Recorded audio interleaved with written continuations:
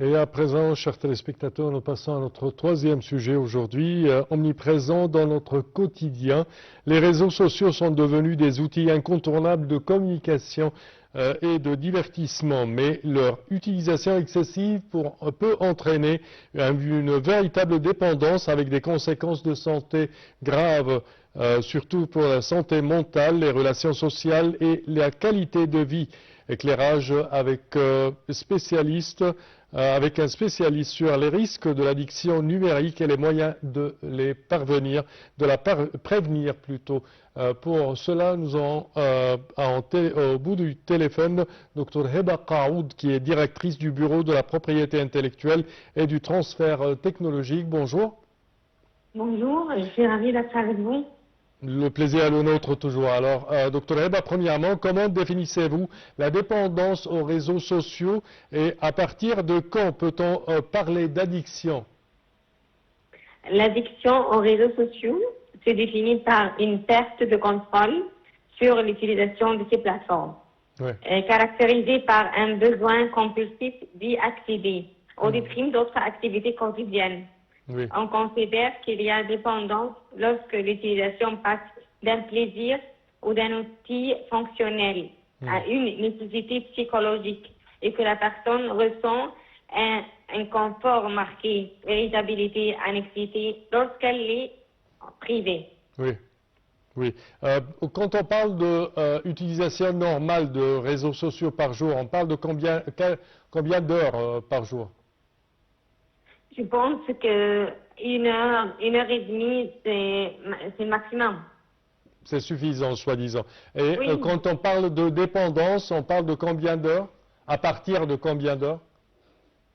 Si quelqu'un passe toute la journée, comme on parle par exemple de 7 heures ou 8 heures par jour, c'est pas normal du tout.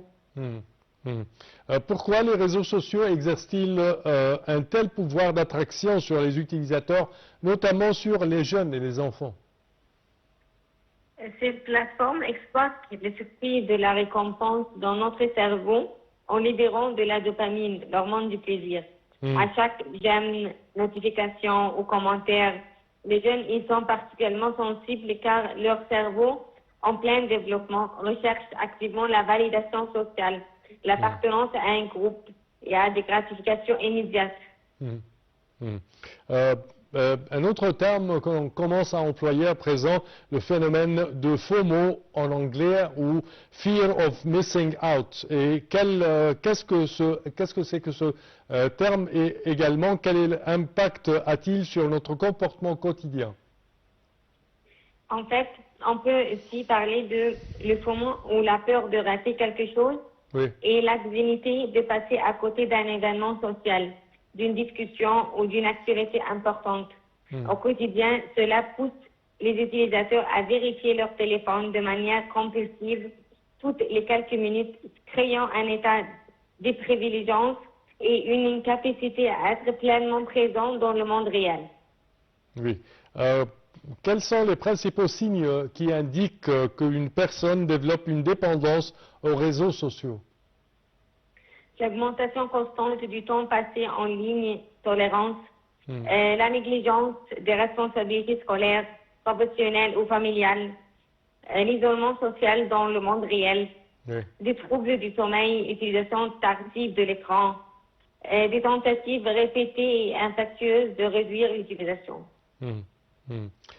Quels sont les principaux, je m'excuse, quel effet cette dépendance peut-elle avoir sur la santé mentale et le bien-être psychologique de la personne?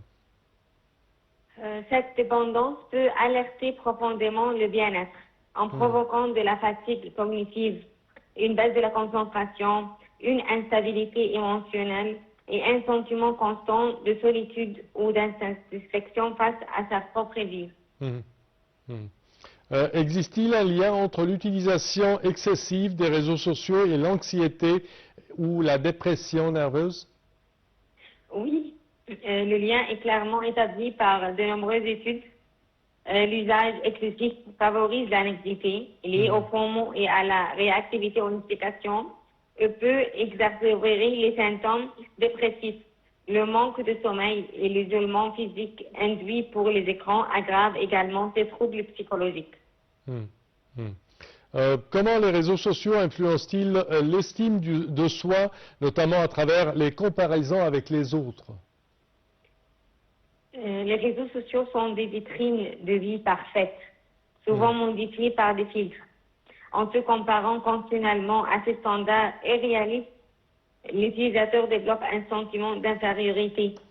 Cela fragilise l'estime de soi, car on compare sa vie quotidienne avec ses hauts et ses bas, en moments les plus brillants et scénarisés par des autres. Et c'est ça un vrai problème. Oui, certainement. Quels sont les effets de cette dépendance sur les réseaux, sur les relations familiales et sociales? On assiste souvent au phénomène de fadding, snober son entourage en regardant son téléphone. Cela détériore la qualité de la communication au sein du couple ou de la famille, créer des tensions et appauvrit les intentions sociales réelles qui deviennent moins spontanées et plus superficielles. En quoi l'usage excessif de smartphones ou de tablettes peut-il affecter les performances scolaires ou professionnelles des gens? Le smartphone est une source de distraction continue. Le multitâche étudier ou travailler tout en répondant à des messages fragmente l'attention, réduit la mémoire du travail, augmente le taux d'erreur et prolonge considérablement le temps nécessaire pour accomplir une tâche, menant à une baisse de performance. Quels sont les risques physiques alors liés à un temps d'écran prolongé et une dépendance aux réseaux sociaux? Les risques physiques sont nombreux. Troubles de la vision, fatigue oculaire, sécheresse, problèmes musculo-squelettiques, douleurs au cou, au dos et aux poignets. Sédentarité augmente les risques de surpoids et de troubles cardiovasculaires. Perturbation majeure du cycle circadien, le sommeil et à cause de la lumière bleue. Très bien. Pourquoi les enfants et les adolescents sont-ils particulièrement vulnérables à cette forme de dépendance? Le cortex préfrontal, la zone du cerveau responsable du contrôle des impulsions et de la prise de décision, n'est pas encore totalement mature. De plus, à cet âge, le besoin de reconnaissance sociale et l'influence des pairs sont à leur maximum, ce qui les rend désarmés face à un mécanisme captivant et déplaçant. Docteur Eba, les algorithmes des plateformes sont-ils conçus pour encourager les utilisateurs à passer davantage de temps en ligne? Absolument. L'économie des réseaux sociaux est une économie de l'attention. Les algorithmes sont spécifiquement conçus pour analyser nos comportements et nous proposer des contenus personnalisés d'une manière infinie, comme le défilement infini ou le scroll. Le but est de nous retenir le plus longtemps possible afin de maximiser les revenus publicitaires. Quel rôle les parents peuvent-ils jouer afin de prévenir l'addiction numérique chez leurs enfants? Les parents doivent agir sur 3 leviers.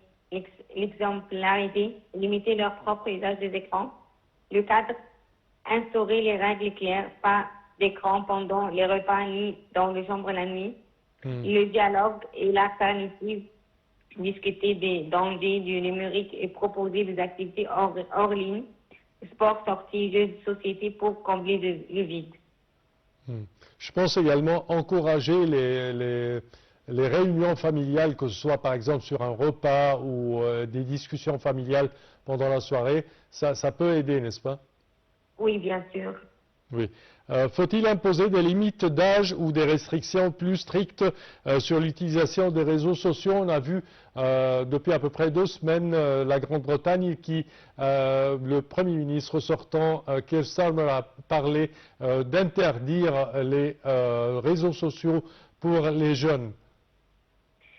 Oui, des réglementations plus strictes et surtout une meilleure vérification de l'âge à l'inscription sont nécessaires pour protéger les mineurs. Cependant, la loi seule ne suffit pas.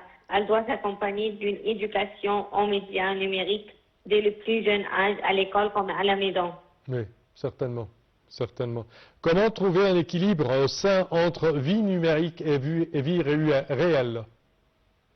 L'équilibre repose sur une utilisation intentionnelle et non subie. Les réseaux sociaux doivent redevenir des outils au service de notre vie et non l'inverse.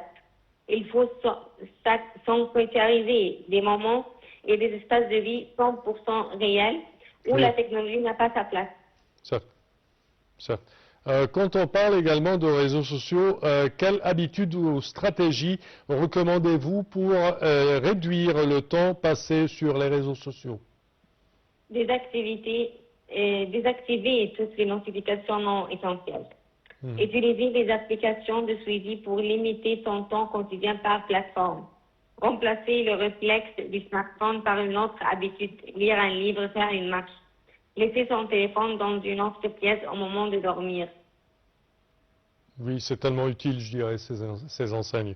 Quand on parle de détox numérique, sont-elles vraiment ou réellement efficaces et pourquoi?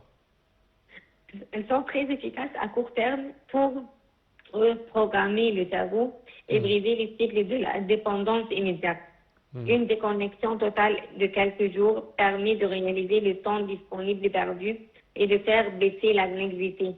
Cependant, leur efficacité à long terme dépend de la mise en place de nouvelles habitudes saines lors du retour au numérique. Très bien.